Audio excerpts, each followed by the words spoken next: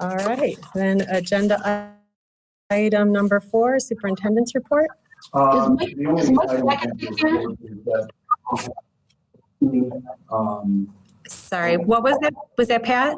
Yeah, is Mike Bakatic here? Okotic? Yes, he is. I didn't see him on there. All right, thank he's you. here. Okay, thank you. Okay, just connecting, Pat, but thank you.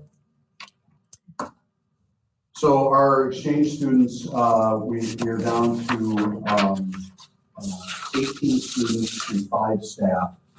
They are scheduled to fly back. They have a ticket for a flight next week. That flight has been canceled.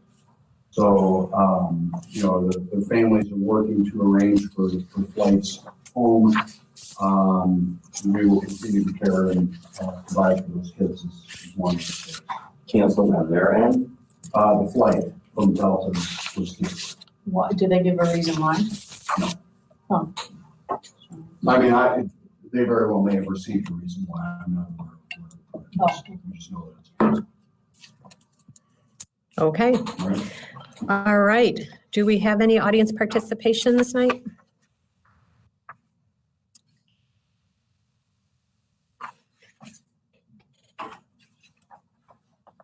I'm going to pause and go with none this evening.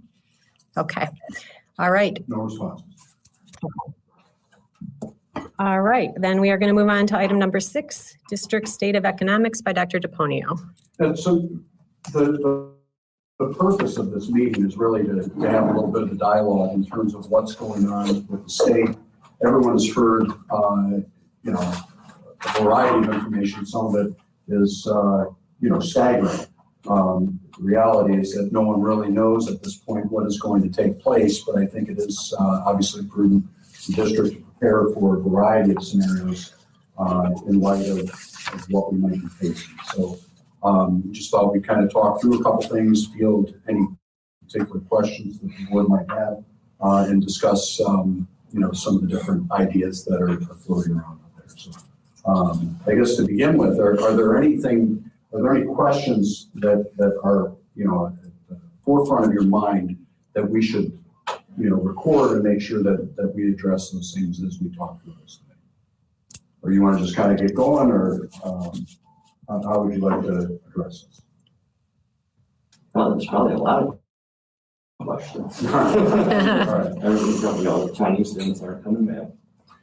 So as of right now, we do not anticipate the Chinese students coming back. Normally, by this time of the year, we've received a deposit on those students. The number of students that have applied for the program is 0. We've not received any money for them. There is a desire for them to come here, and it's a mutual desire, but there's so many variables there, political, health-wise. We're planning as that they will not be here. And we're planning that to be some level of temporary, depending on how long the situation is. Absolutely. So there's been discussion of if they can't come in the fall, would they come in January? We would look at all scenarios to see what would be in the best interest of those kids and in the mutual best interest of Lakeshore Public Schools. We fully anticipate that program will be up and running again once we get through whatever it is that we're in right now. But as of right now, we do not plan on those students arriving next year. So we have huge loss. Well, yeah, I mean, obviously it's a cultural hit for the district. It's a financial hit for the district. We are very, very fortunate that the enhancement millage passed on March the 10th, because that fills that hole that we lost from the exchange students. Pete, you want to talk a little bit about what we lost or what we gained there? Yeah, so I'm both for the Chinese students. So the one bright spot about that loss, there's more likelihood in the legislature that they'll allow districts to use the option of fall 2019 count versus the fall 2020 count, the greater. So the 75 students we wouldn't lose any money for that this year, which is $640,000. So that's a bright spot. The tuition, which is a $12,181, we will lose that. So it's like $700,000-$800,000 we'll lose there. In terms of this current year, our February amended net loss that you recall at our February meeting was $408,000. After revising, and it's not a final number, but I'm looking at more like a $320,000 loss. We did save, as Joe, I think, emailed out some money due to the COVID-19 situation. We had savings for utilities, extra pays, a lot of things. So we ended up with a slight improvement there. Next year, 2021 is more of a challenge, obviously. We've got so many wild predictions, from whole harmless zero to $1,000 per student loss.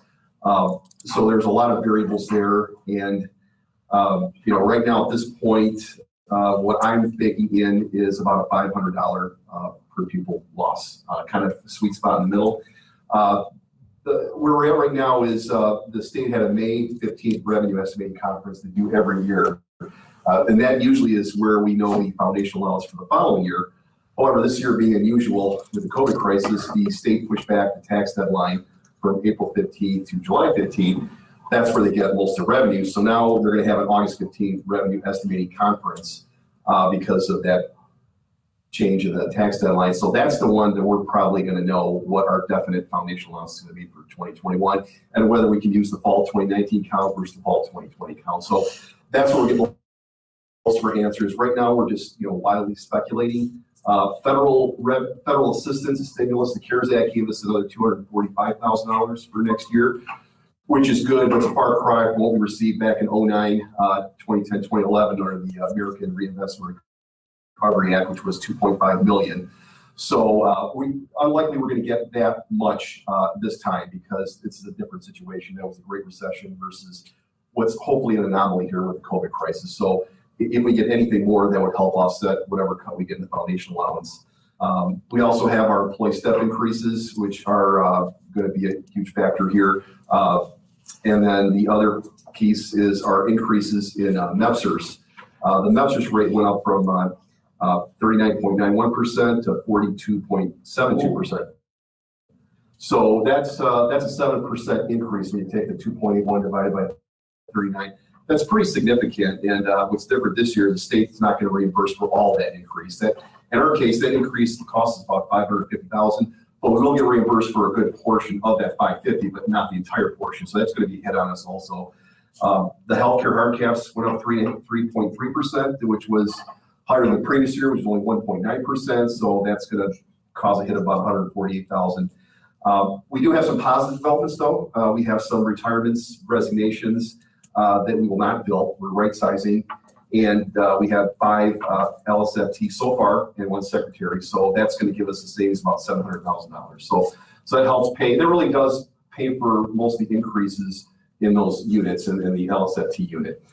The main issue, obviously, is the foundation allowance decrease and all the other increases that we're talking about with our expenses. The enhanced millage is going to give us about $1.4 million in new revenue. So as Joe said, that pretty much stay the day. Without that, we'd be in deep trouble. Federal money, whatever we get there, will be an added bonus. But those are the major assumptions, and it will be constantly evolving as you go on. But right now, to really estimate where we're going to be at in September with funding is really anyone's guess. All I know is that the good news is the lockdown is being phased out, so the economy is starting to recover. The jobs report that came out last Friday showed an improvement of 2.5 million jobs. The major economists were predicting a loss of 10 million, so that's a huge benefit. The stock market went down a little bit today, but overall it's been trending up. They're usually ahead of the game in terms of how the economy is doing, so that's a good sign. Home values continue to go up. That's a good sign. So the hope is that this is a V-shaped recovery. So we went down sharply, now we're going to come back sharply. And the hope with the foundation allowance is that, let's say we get a $500 cut, it'll only be for 1 year. It won't be something that's a new normal. Like the problem is in 2012, it got cut 470 and it stayed down and it took 10 years to get back up. The hope is that it's a V-shaped cut versus it's going to go down, but it's going to go right back up in 21, 22. So there are some positive things to look at, but again, no one really can tell at this point. I think it just depends on how quickly the economy can come back and how quickly the shutdown can end and we can get everything back to normal as much as possible. The economy is in much better shape now than it was in 2009 with the Great Recession, so that's another positive factor. And overall, and the philosophy with, I think, most politicians now is that reopening schools is tied to reopening the economy, that people need to have their kids go to school versus staying home so they can work. So I think that's a very positive factor for us. In addition to being an election year, I think that it's hard for most politicians to cut school funding during election year too. So that's kind of it back and forth, big picture wise. All right, and that conference date, did you say July 15th? August 15th. August 15th, thank you. If I'm watching, if it looks like none of us are paying attention to what's on the screen, it's because we are all currently on site in the district planning room, adhering to the current governor maximum of people gathering, as well as maintaining strict social distancing of at least 6 feet. So if it looks like I was just looking at the screen and it looks really bizarre because all of us are looking off in space, but we were all looking at Pete, I promise. All right. Any questions, Thoughts? any clarifications, what anybody? That was a lot of my questions. I had another question that popped in my head, but it popped out. So I think it's important that we really examine the last cut that the district took. And, for those of you that are athletes or former athletes, I suppose, watching film in football is a huge thing. And the reason is you go back and you watch what occurred and you hopefully gain some knowledge from that so that the next time around you do things a little bit differently and a little bit more effective.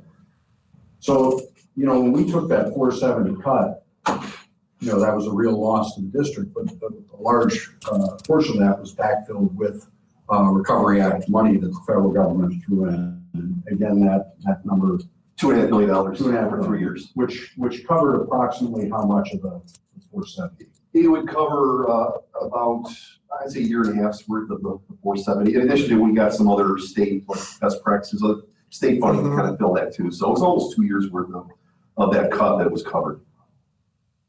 All right. So the thing that I think really put a stress on the district at that particular time were the hiring practices that occurred, at that particular moment. Now, if we look at enrollment and we look at, different programming that was going on in the district, I think there was a need for certain positions. And obviously, no matter how hard you might try and have a hiring freeze, there would be certain positions that you would be forced to go out and hire. But if you don't have to do that, it's essentially a layoff without having to lay anyone off. It's just through natural attrition, as we have people retire, as we have people leave, if we can somehow either redeploy staff or right size in certain areas and keep our class sizes low as best we can. Because we don't want to get up into the areas where we have 25, 30 kids, 25 is actually, we're kind of, but we certainly don't want to be 30 plus kids in the class, nor do I think we'll be able to have 30 plus kids in the class. So, we have to be innovative in how we manage that. But hiring is where it all, the solution, or at least in some cases not hiring, gives us relief. And if you recall, I think it was either last spring or maybe it was the spring before that, we talked about where our staff is in terms of their careers, and we have a staff that's a veteran staff. There's a lot of positives to that. The one downside to that is that it is, it's more expensive to have a veteran staff because they're mostly at the top of the pay scale.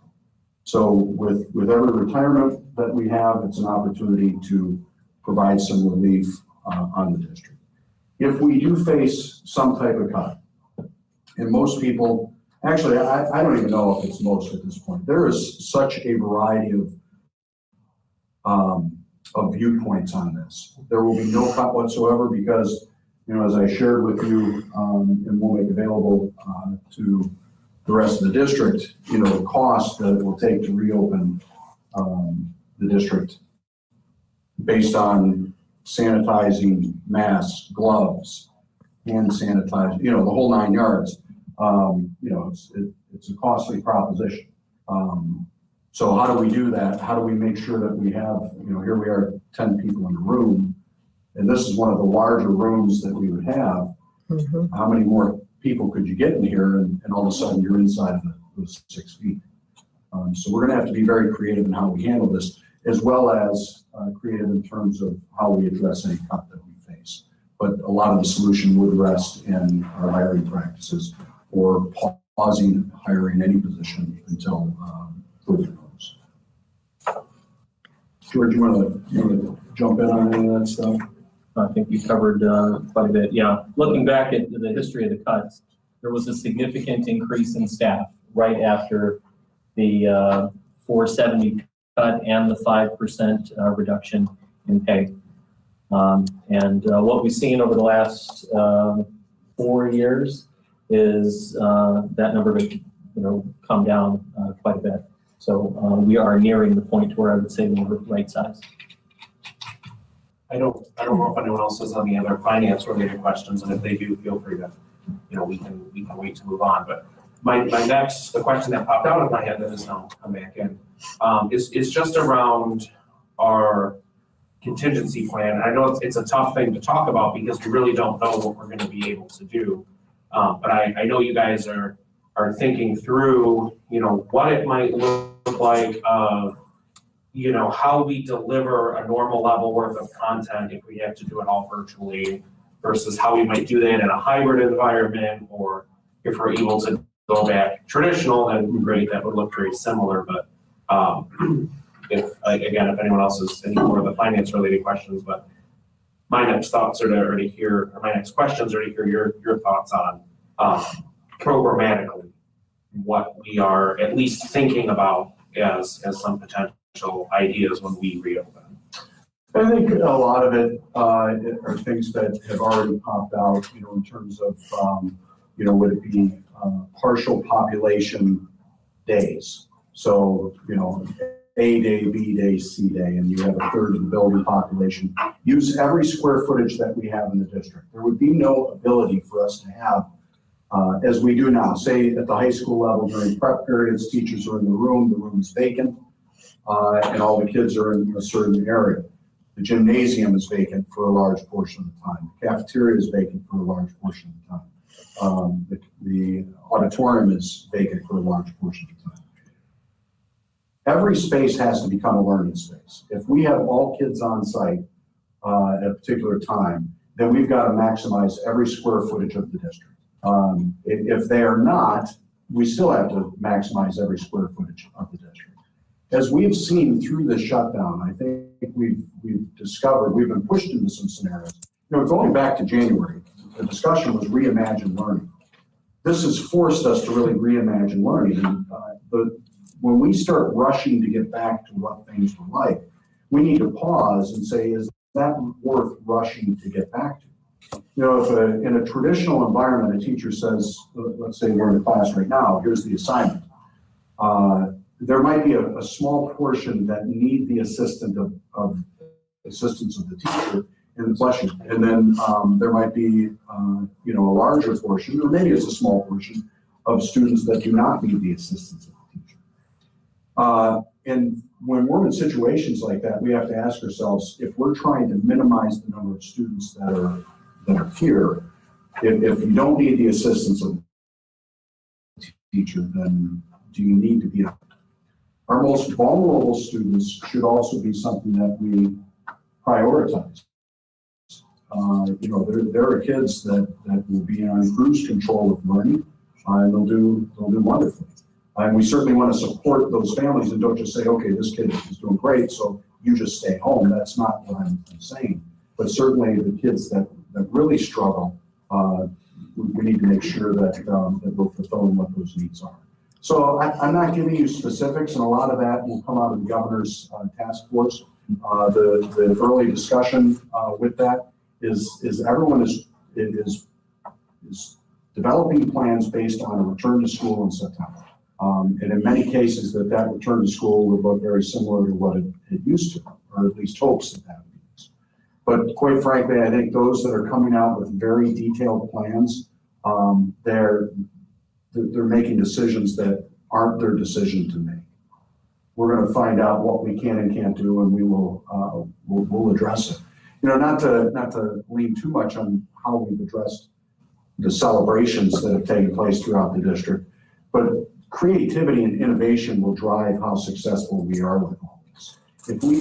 If we lock in a traditional mindset, this is how school has to look, then we're going to struggle in moving forward. I think we need to really kind of divorce ourselves from what traditional school looks like, because in many cases we're preparing kids for the past and not for the future. So when we started talking about reimagining learning, it really was with the idea that we get away from that traditional learning to begin with. Last thing I'll say, and I know I'm already talking too much, you can see it. Slide past it. But you know, that idea that new content isn't pushed out for some districts, you know, they never got into new content. My thought on that is that that's just kind of silly. New content is always available. All you have to do is Google. If you want to learn right now about the War of 1812 and you've never learned about it, Google it, and it's going to give you every bit of information that you might want to know about it. It's learning experiences that we have to create. And they might be centered around content that they've never been exposed to before. And we continue to develop kids, whether they're on-site or the remote, or it's going to be some version of blended learning. And so our goal will be to have solutions that will range from kids are comfortable coming back to school, we're not going to be allowed to have them back into school, all the way back to, you know, kids will be here every single day. And everything. Sorry. So I was just wondering, have we engaged anybody expert on public health about dangers, concerns, specific guidance on how to open a school or what that might look like? Is that something we explore? Yeah, so we have weekly meetings with superintendents, Macomb County superintendents, actually multiple meetings per week, and often those meetings also involve Macomb County Health Department. So everything that we're going to do will be driven by health experts in communicable disease, infectious disease. And a lot of it, again, is going to come out of the governor's task force. And of that group, I think there's 25 people.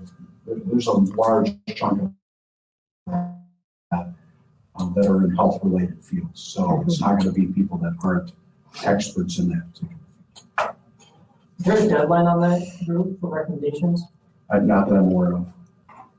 No, I mean, you know, yeah. So as things come out, we'll, like you said, they kind of develop plans based on different scenarios. Yeah. What we're able to do. Yeah, so as information comes out of that committee, and actually people aren't sitting around waiting for that committee.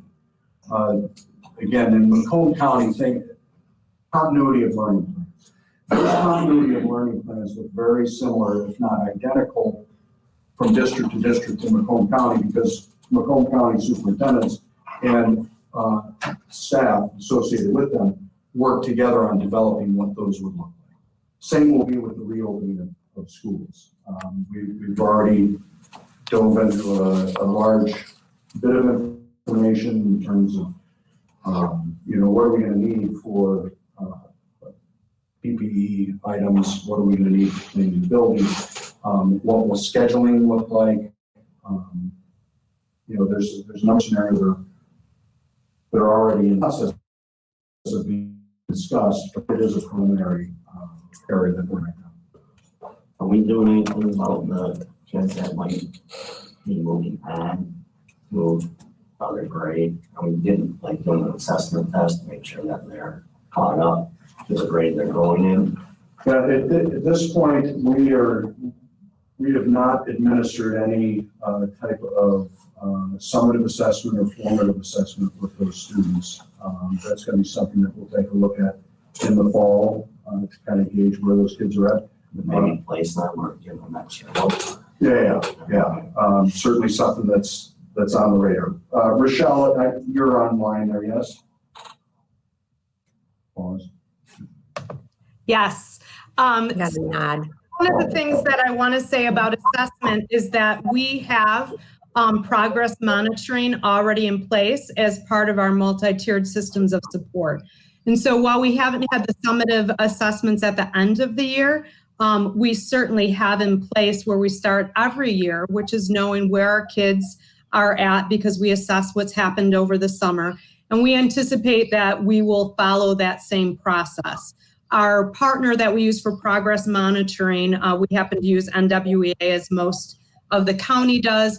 They have recently updated their platforms and will allow virtual testing. So for those parents who choose not to have their kids in classrooms with us, or if we find ourselves in the place where we're doing more virtual learning, we will have those assessments in place that we can continue to progress monitor. The state has indicated that they will continue next year. In fact, there are new testings in place for kindergartners, and the state is mandating that we do the PSAT and SAT testing for high school students in the fall. So there's much we can say about that, whether that's the best use of our time when we come back in. But as far as assessment for learning, we also are good as a district through our professional learning communities of really focusing on what our students need to know, where they're at, how we're going to assess that, and then how we make sure we're meeting the needs of our students. That's just the way that we do business and we operate as educators. So I'm confident that the systems that we have in place, while they may need to be adapted, allow us really to focus on identifying where our students are at and meeting their needs. All right. Anybody else? So a couple of thoughts that came to my head, and they're kind of related about as it relates to like collaboration both internally and externally. And what I mean by that is, so like internally, you know, you mentioned like the ability to utilize a space like the auditorium. You know, do we have an ability or an idea of, you know, like so what came to my head is like if we have 3 sections of English 9, we could probably house 3 sections of English 9 socially distanced within the auditorium, and like having those teachers co-teach that course. The external collaboration, like when I think about, when I look at like the cost to reopen schools, there's a line kind of almost cut off at the bottom that mentions economy of scale. Has the county, like superintendents and ISD, have they talked about like, do we have the ISD buy everything in massive quantities and get that economy of scale, and then we, you know, are able to achieve those types of savings? Like, and I don't know if there's other also like programmatic type, I don't want to necessarily say shared services, but like opportunities for collaboration of, if we are limited on space, is there is there some type of opportunity for collaboration across districts or with the ISD as we're looking at these types of? The ISD would certainly present possibly some solutions there, but you know, then you start to run into issues. How do you get the kids out there? How do you get them back? Busing is going to be a significant issue. You know, if you're keeping kids 6 feet apart on a bus, you're not going to be able to have 45, 50, 60 kids on a bus. Right. But to answer your question, first, yes, in terms of collective purchasing power, but both as a state and as a county, we've already submitted information in regards to what we would need based on our enrollment. You know, I've heard a number of things in terms of, you know, the idea of if you had, say, 90 kids in the auditorium and they're all spread out, you have 3 teachers there, but you have essentially 1 point of entry. So now you really want to try and avoid those particular situations. I mean, we need to look at every possibility, parking lots, fields, you know, and look at what we're capable of doing. I think it really is going to require us to be as creative as we possibly can be. I'll rent you my living room. All right. Joe, can I speak to the instruction part of that? Please. Not to the renting of my living room, darn. No, this has nothing to Go do with ahead. the renting of your living room. I just want to point out that one of the things that we have a good indicator of shared responsibility and how we maximize our teaching staff compared to students. Our teachers already did that. I can give you examples from every level of where teachers created shared groups so that all kids had access to hours by a content specialist, and they shared those responsibilities in learning as they changed for online. And that is true from kindergarten up to chemistry. And so I do see, again, the way our district operates with the professional learning communities, how collaborative they already are, the focus on student learning and this reimagining of instruction. It doesn't mean we have all the answers. It means we're well prepared to respond when they happen. Also, the ISD is working with their instructional consultants for the 4 main content areas of developing very prioritized standards as well as what best practices would be. So say literacy practices from K through 12, what those look like in a remote environment, as well as suggested learning activities and resources. They have already started putting together a framework of that they shared during this time, but that certainly is their focus. And we'll be sharing those things so we don't have to reinvent the wheel. That's another example of shared partnerships across districts and with the ISD. That's awesome. Thanks, Michelle. My next question, which you just answered, was going to be the willingness or capability, whether it's contractually or culturally, for our staff to do that type of collaboration, innovation, and it sounds like we're already there, and we have partners in our educators and in our staff to work with us on that. So that's fantastic. Our educators continue to inspire me during this process. There certainly are details and concerns we would need to work out as we move forward with what this new looks like. But every day they put students first. Amen. Mm-hmm. Have we heard anything about fall sports? There's a lot of rumors going around about that. Yeah, there's been no decisions on that. I've heard the rumors about flipping spring and fall. I don't think that's a legitimate possibility. Normally the football starts up pretty quick here. Yeah, Are fall they sports, gonna be able to go out and start? Because they're already starting out, the soccer players, the baseball players are already out on the fields now practicing. the MHSA just put out some guidelines. I haven't reviewed those fully to this point enough to speak definitively on where we're at. They categorized sports into 3 categories: low risk, moderate risk, and high risk. As you can imagine, contact sports like football and wrestling are high risk, and non-contact sports like track and Bowling. Well, all this comes down from the state. yes. Yeah, they gather some input, but ultimately they're gonna let us know whether or not. I think there's some indicators that are promising that we will be able to have fall sports in some capacity, but I would anticipate it would not look like it normally would. Whether that's crowds, no crowds, but we do see for a lot of our athletes that compete in the summer in various sports. Late July, early August, there are a variety of competitions that are starting to pop up. So again, that's a good indication that we can hopefully get some of those sports in this fall for sure.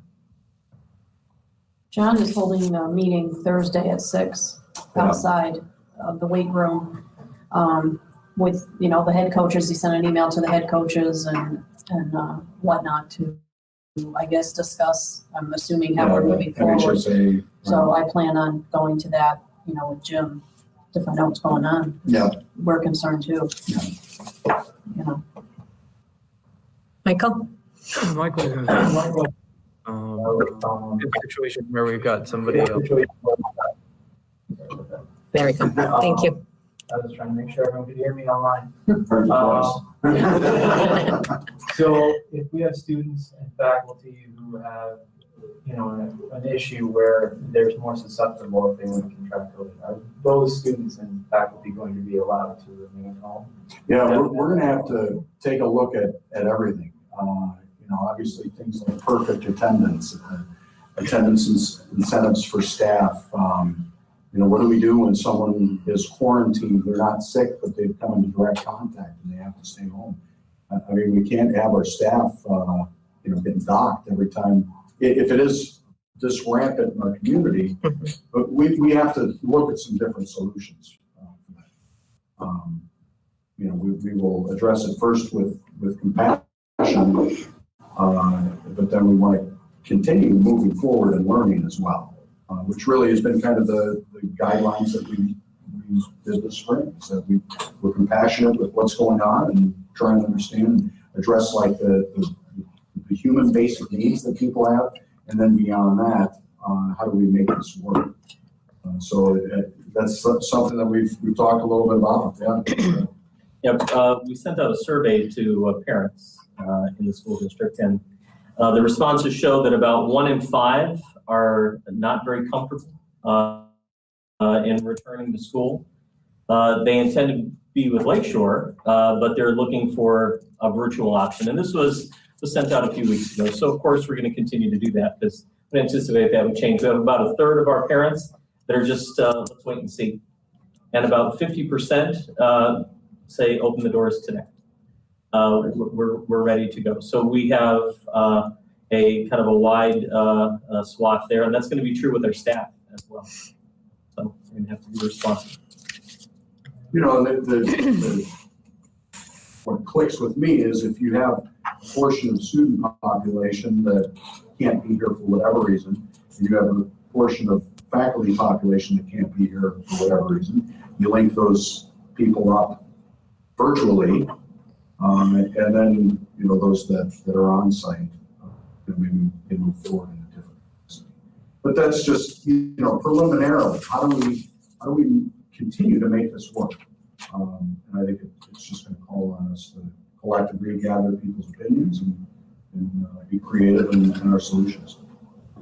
My other question then is, if we have a worst case scenario situation where somebody does COVID, potentially doesn't know they have it, comes to school, starts spreading it in school, it starts spreading amongst the population. Is there a setup so that we could either become aware of that early on, or is it something where we'd be waiting more for outside guidance on when to close? Yeah, we would definitely want Macomb County Health Department to give us guidance on that particular scenario.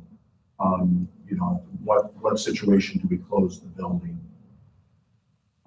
We obviously have to adhere to the privacy rights of the student who is ill, but we also have responsibility in the rest of the population to make sure that they're aware that there's been potential exposure. Right, so is there going to be any, are we working with Macomb, or are we expecting them to be in the schools with us, monitoring? They will not be in the buildings. Actually, it's really too early to say. They don't have the staff to provide a dedicated staff member to each school in Macomb County, so I wouldn't anticipate that we would have someone on site on a frequent basis. All right, and do we have any monitoring measures that we will be taking independently? Like, some places are checking temperatures and hospitals are asking certain screening questions when people come in. Sure. Doing. So we've actually already started some of those things for staff that have returned. George, you want to talk about Yeah, that's in place. On the Lakeshore webpage, on the employee services page, is our COVID response plan. And that does include staff that are entering the building, doing a self-screening survey. We have purchased temporal thermometers, and when we are in a position where teachers are able to come in, they're not mandated to come in, and the same is true of our secretaries. So we do not necessarily have someone dedicated at each building, because whenever possible, if they're permitted, if their work can be done at home, they have to stay at home. So right now we're doing a self-screener. As we return to more normal operations, we will have a dedicated staff member taking temperatures, checking people in and out, so that if there was at a later point somebody that was found to have COVID, we would be able to contact those people that were in the building at the same time.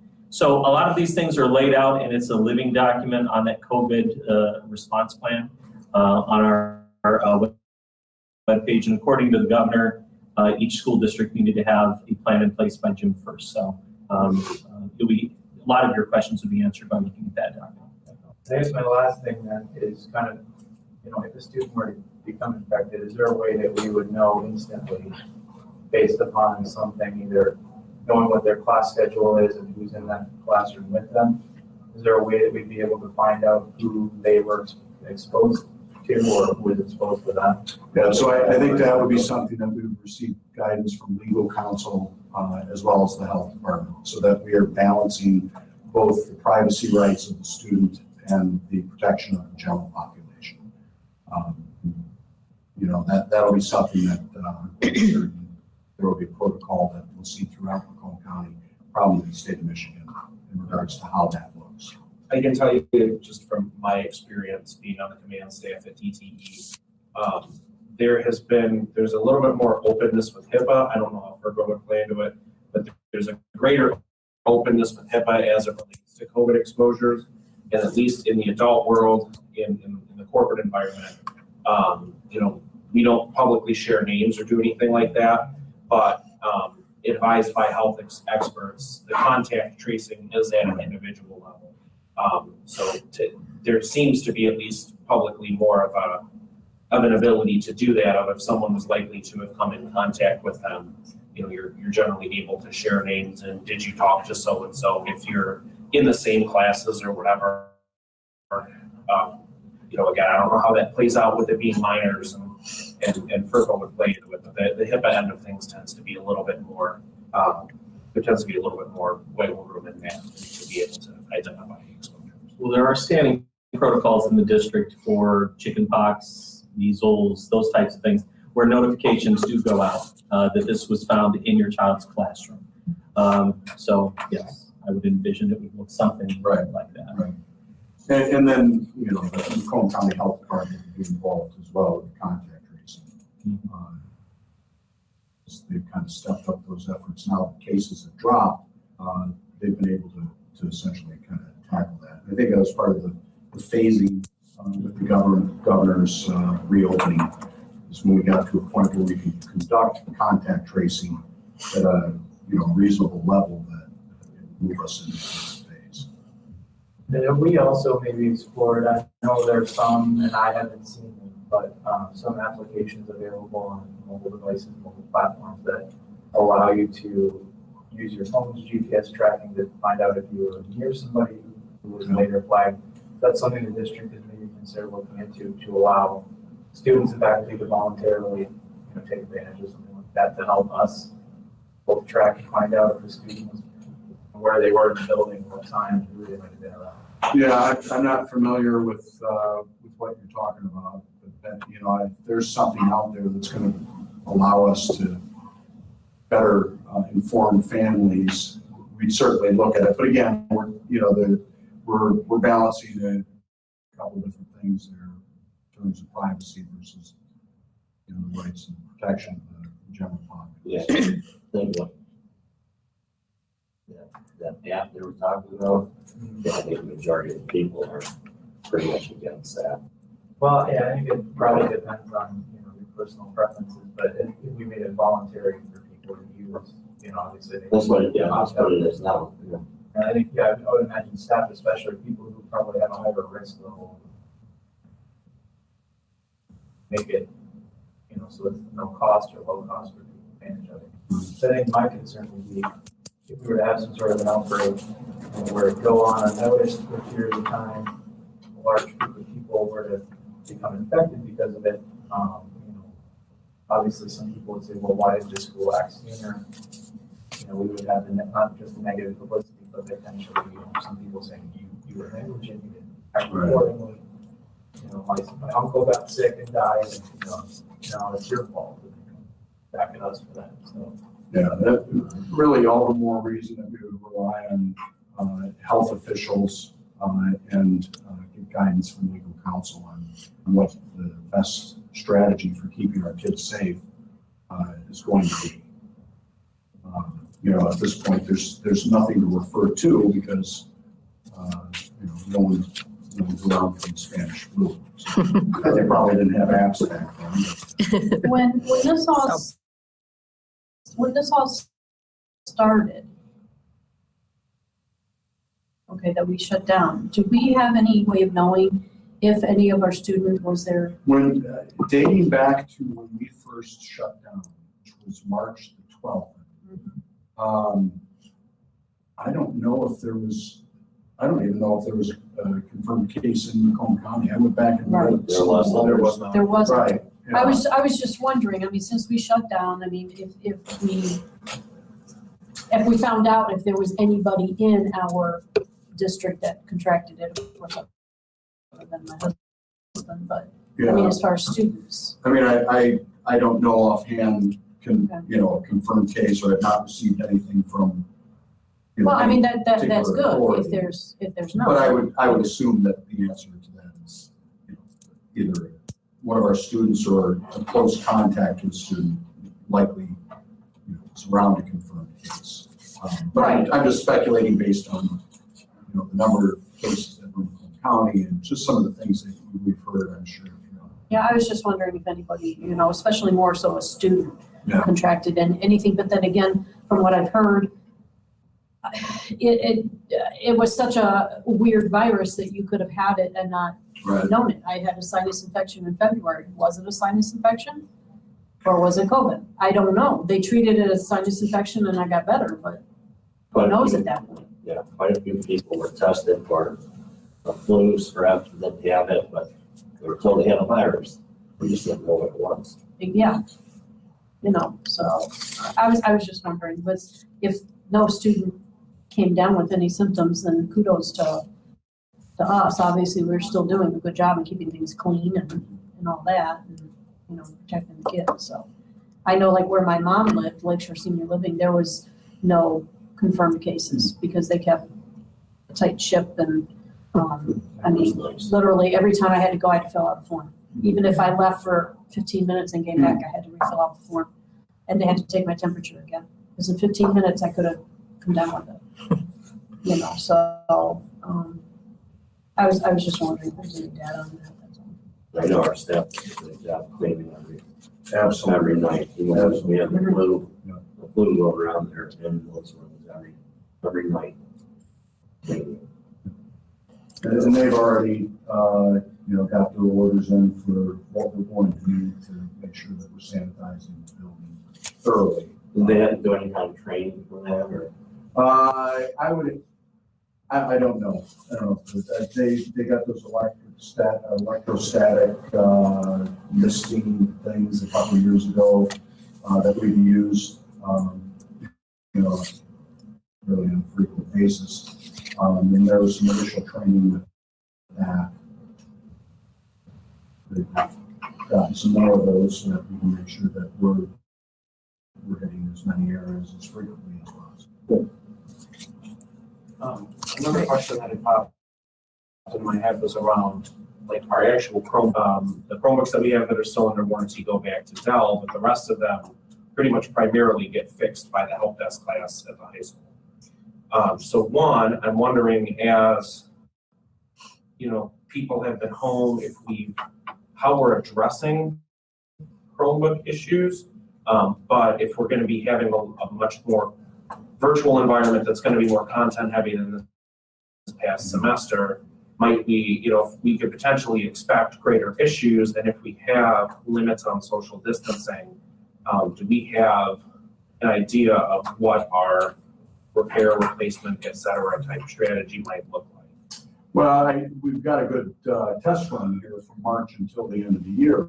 And I can't say enough about Fran and her team, the job that they've done. So they are open multiple days a week. Fans come in. they're having issues, they reach out to the help desk, or they call and leave a message to make sure that people are aware that they're having an issue. Schedule a time they bring in the device. They're either given a loaner device if the repair is going to take a little bit longer, but they've managed this time without kids going without a device for a long period of time. So I don't have those exact numbers at this particular moment, but I know that they've kept up and really they've knocked it out of the park. Where we would have students coming into contact with those things, they're not going to be disposable. If someone brings it in, we're going to have to sanitize them and then work on them and get them cleaned up. Maybe people wash their hands and get them back to the owners. We're going to have the families keep their devices this summer for a variety of reasons, but amongst those would be we want kids to be able to use that device over the course of the summer, to engage in some type of learning, which Rochelle's working on some things to push out to families so that they can keep moving along the best of their ability. But we thought trying to get those back and it just could potentially create more issues now. We have new enrollees that we're getting devices to as well, so we're not waiting until the start of the school. All right. So I have just a couple of thoughts to wrap up on that topic then. First of all, I want to go back to Ms. Weinkoop's comment of pivoting. Very impressive pivot, right? We are so proud of what's happened in our district in the last few months. We've all heard stories from other districts. We've all heard from family, friends, neighbors, whatever. We have been amazingly impressive. So thank you to all of our staff for getting us there. Pivot is like an understatement, a severe understatement. However, moving forward, it's also going to be the skill set that we're going to need to continue to utilize. So we're going to pivot as we need to pivot. We've asked a lot of questions. We open this up tonight for a conversation, knowing that it's a little premature. We have a lot of unknowns. I know that families and we all want to know, what it's going to look like, where we're going to be, how it's going to happen, all those assurances. We really want to know it all. The reality is we don't know it all because we don't even know what it's going to look like in 2 months. So, you look back 2 months, it was a totally different day than it is today. So hopefully we continue to see, movement in the right direction and a positive direction, which is comforting to everybody. But we'll see. We'll see what, these future weeks and months bring to us. We'll see what the Governor's Council does for us. I couldn't help, and I made a little note, as we question so many things that pertain to actual medicine. And I've had some years, I'm not medical in my background in education, but I had 12 years in a medical office. And it struck me, we want to be respected in the educational field as the educators, right? Every time the politicians blend the line and want to, step on or pinch the expertise of the educators, we get our feathers ruffled. So in this case, we always defend ourselves, and I'll always defend our educators. But in this case, we also need to respect the medical staff. We're not the medical staff. We will respect the medical staff. We'll hear their message. We'll hear what they've learned. They're continuing to learn. So we'll take that into account as we continue to develop plans and pivot as necessary and do what it takes to deliver our best for the students of our district. Certainly it creates a challenge. It's, we don't even know what the challenge will be. Next week we'll have some new facts, we'll have some new challenges, but we've shown that we're really good at stepping up to the challenge. So we'll keep stepping up to the challenge, whatever that looks like. Just want to make sure I didn't miss any little notes. So yeah, open minds and creativity, Joe, you mentioned. Yep, we'll keep going. Open minds and creativity. And as much as some of this pushes us to be followers, we'll follow when we need to, and we'll lead when we can.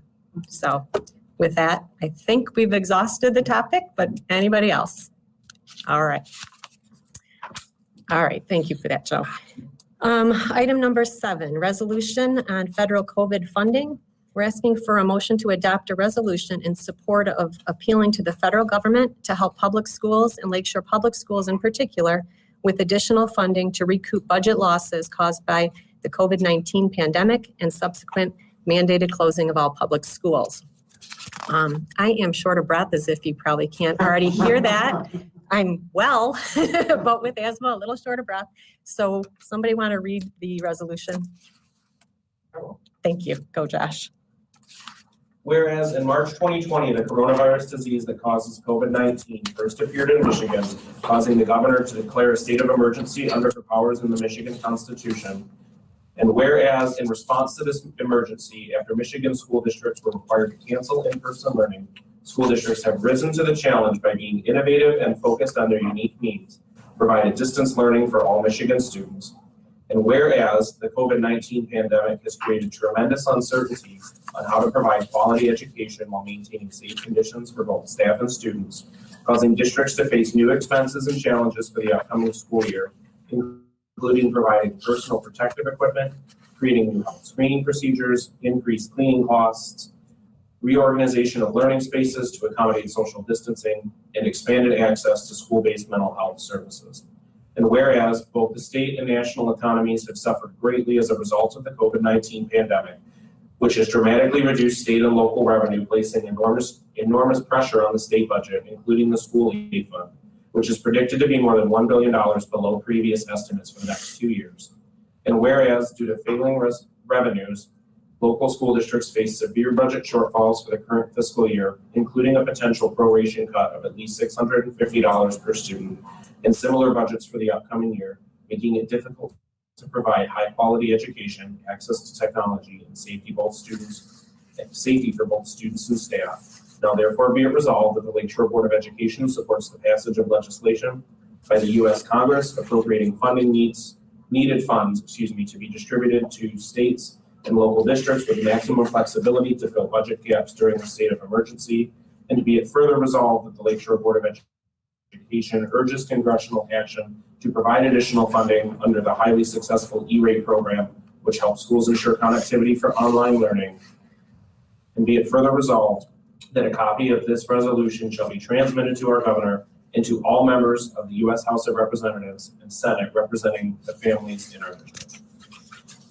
Thank you. Now you sound short of breath too. That's just my bad. That was a lot. Thank you.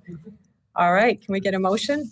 All right, motion by Sue and supported by Daniel. And a roll call vote, please. Mrs. Bartle. Aye. Mr. Ziegler. Aye.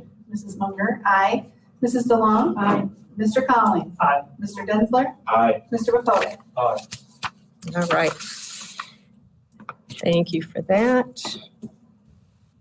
All right, and we are on to item number 8, board member commentary, and we're just gonna mix it up. Mrs. DeLong. No, I don't unmute, right? Nope, you're good. Okay. Just speak loudly, they'll hear you. I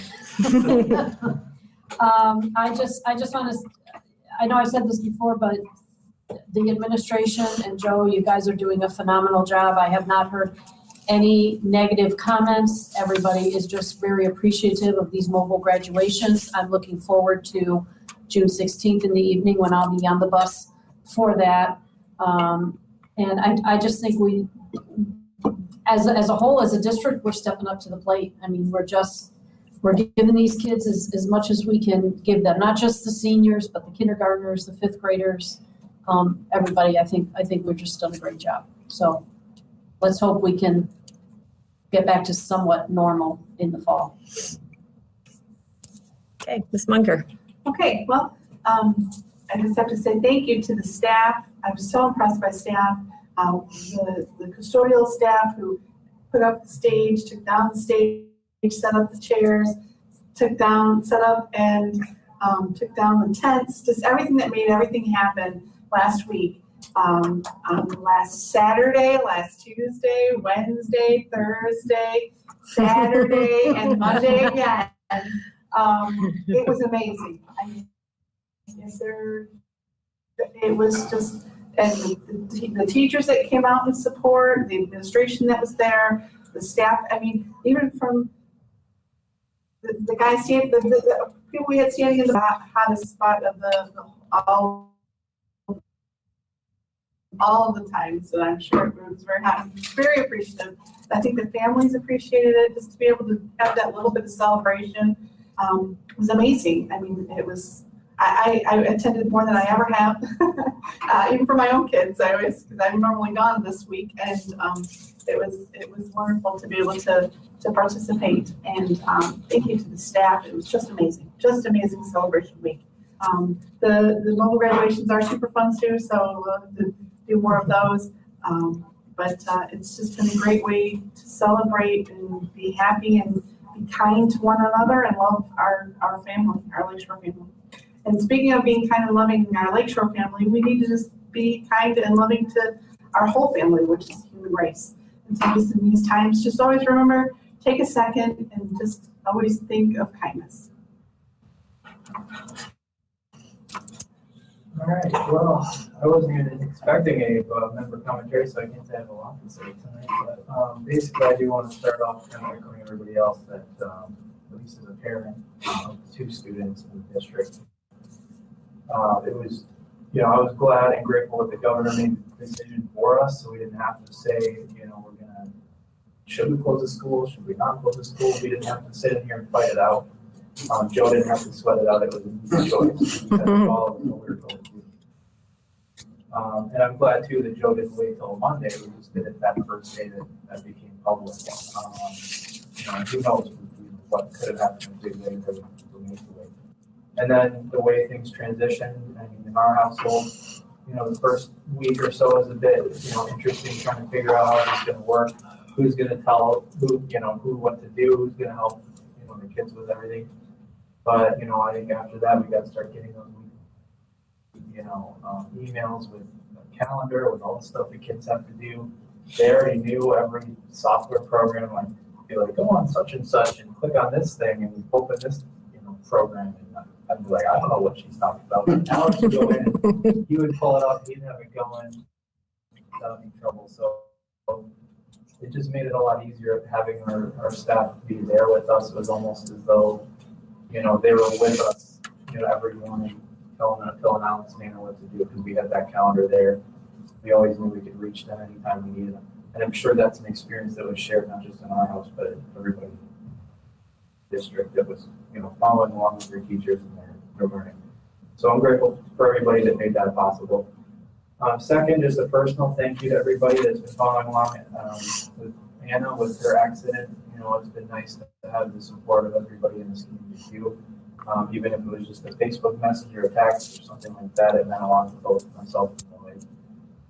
And obviously it's been helpful too that Anna's rebounded so quickly. It was nice today. We went and picked up, dropped off some library books and did the final exchange at Violet, and she got to see all her teachers there, and they were all excited to see her in good spirits. And, so that was really nice today too.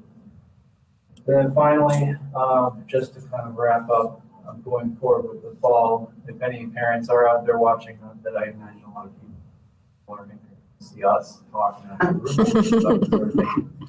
But I think that conversation in the beginning was kind of a good indicator that we're taking it very seriously, that, obviously this global pandemic is a serious concern for a lot of people.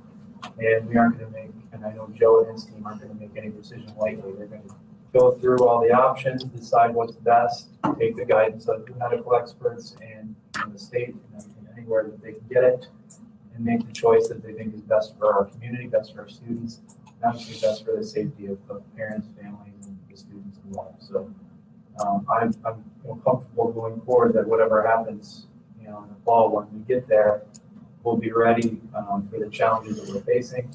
We'll have something in place so that our students get the education they need and that we're protecting them from potential exposure to this disease. So thank you. And Right. So again, I would start with echoing just the appreciation for our staff and everything that they're doing during this time. I want to call out a couple of special highlights. I've been on a number of mobile graduations, and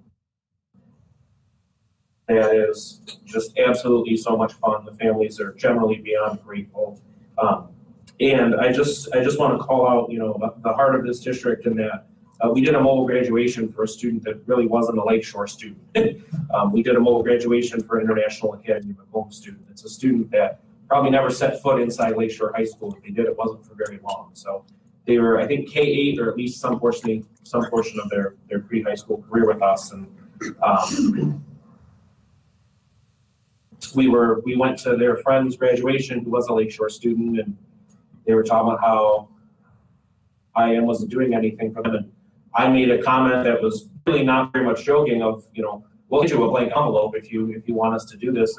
And Joe went up and was like, absolutely, contact Ms. Cross. And I was pleased to see that we went back and did that. And that's the heart of this district of, if there's any students out there that are watching that might be from neighboring districts not doing anything, you want us to come in and do a ceremony for them? I will be there. At the very least, I'll do it. But, we have a heart for celebrating every student. Shorians are our favorite, but we believe that every student's achievements need to be celebrated. So really grateful for that. I was grateful to be able to attend the North Lake graduation. The student speaker that spoke was just absolutely phenomenal. I was ready to hire her as a teacher before she has a teaching certificate. Like, yeah, you can just come right out of high school and do it, because she was just fantastic.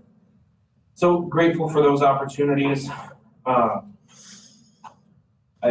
think that's about all I have. I will do a non-board work-related plug. We are expecting inclement weather over the night, and we are starting with storm season. So if you do see a down power line, stay at least 20 feet away. Please report it to us immediately. Don't touch it, don't walk near it. No, the people in this room can call me directly, the general public, unless you know me, please don't. But please make sure that you report outages on our app. Use our app on our website at DTE to check the status of any outages, and just be safe as we're coming into the storm season. Keep your freezers and fridges closed when the power is out to keep your food from going bad. That's all I have. Not going them, great job from the staff, and Joe, and all the administrators. You guys did a great job. Josh, your point on the mobile graduations. I talked to several parents outside our district that are envious of our graduation ceremonies. They wish that they had them. So again, as Sharon has said, we're leading, we're not following. So great job. Whoever brought all that up and organized it, great job. Like I said, several parents from other districts, and I talked to her, wish they had it. It was very cool. It's a lot of fun. Pretty proud of me, make sure. I just want to be on the bus that goes to Walgreens afterwards. Parents watching, we like snacks and goodie bags. We will not say no. It was extra hot. We needed a little nourishment. And we need to support our community. When Josh is on. I'm just gonna hijack the next bus that I'm on. I'll drive it You all there set? myself. Okay. I mean, it's great to go at the end here and get to what everybody else said. But seriously, no, I am really proud of everything that we've done. We're in the good graces of the St. Clair Residence page right now. That's an awesome place. Good job. The censored or uncensored? I'm not a part of that.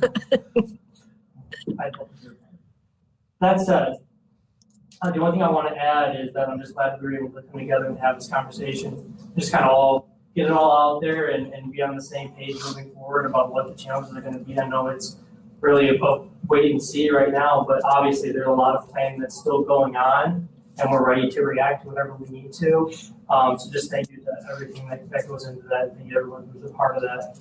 That's really all I have to add. Just anybody watching this, have a great night. All right, just a couple things. We've had lots of celebrations, as you guys have already commented on them, and I just want to say that to see the smiles and the cheers and the tears at many houses is just the coolest. So I'm just happy to have been able to be a part of that. It has me working at crazy hours in the middle of the night so that I can have my afternoons clear, but it is worth it. ceremonies have all obviously been well organized, well structured, well handled by lots of staff members. But the best part, I think, is seriously hearing beeping horns and cheers as they exit the parking lot. And the families and the faces inside those cars as they exit says it's worth getting up at 5 a.m. to do your work so that you can be at the high school to watch these events. So that's been my life, and it has been well worth the sacrifice. Want to reinforce a couple of sentiments that were earlier. Yep, be kind and be safe. That's all that really needs to be said. Be kind and be safe. And lastly, it's really good to see just this handful of faces in the room, a few more on the screen, but definitely nice to have us in one place. And we're looking forward, and Joe and I have been talking as the guidelines change and maybe having some creative means of getting us together, wherever that might take us, inside, outside, wherever the numbers allow us to be. So we will be creative about a board meeting because we'd really prefer to see everybody in person. And there really is a value in being able to see, expressions in body language. So I'm really grateful that you guys were able to attend, those that are able to be in the room tonight. And those of you that are remote and enjoying this hopefully on a screen. So with that said, we have item number 9, call for executive closed session to discuss contract negotiations. So moved. Support. All right, motion by Sue, supported by Josh. And a roll call vote, please.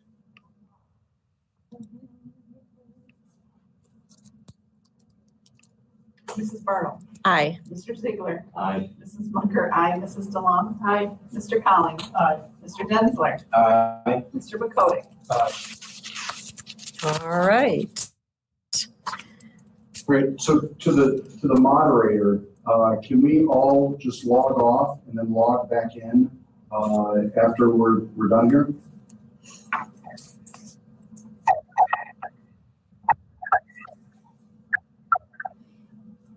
Sounds like it's hurt.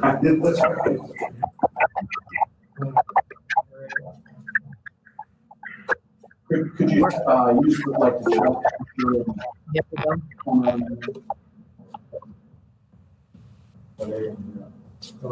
Okay, so we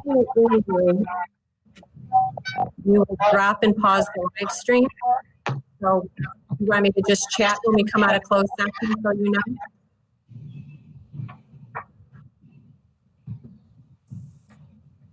I actually. And Richard. Okay, all right. And I think, I know I have it. I don't know if this was here or not, but okay. I've got it. Well, I've got the number. I'll Okay, so we're going to pause the stream.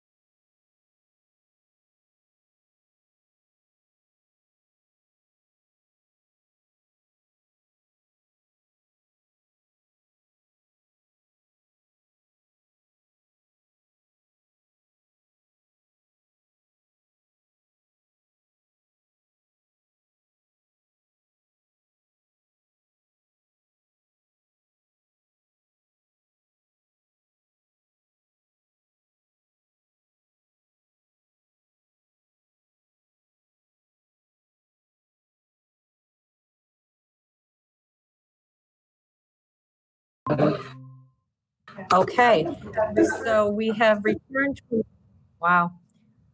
Hang on. We returned from closed session, and unless anybody has anything to add, all right, so then we need a motion to adjourn. So moved. Support. A motion by Sue, supported by Daniel. Sorry. All in favor? Aye. None opposed. All right, thank you, everybody. Have a good night. So I got